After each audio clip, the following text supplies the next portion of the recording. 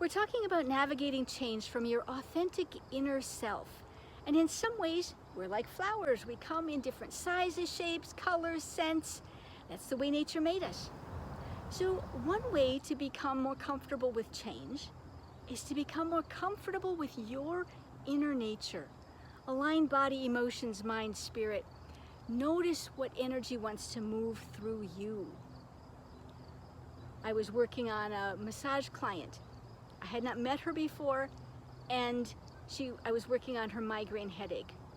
And I said, your container is way too small. You've got something bigger to do. She says, whoa, you're the third person to tell me that lately. Okay. She has something bigger to do. Do you have something that is wanting to express through you, through your body wisdom? I invite you to join us in an online community called Navigating Change with Authenticity. The enrollment ends on August 17th. I hope you will join us. Click the link.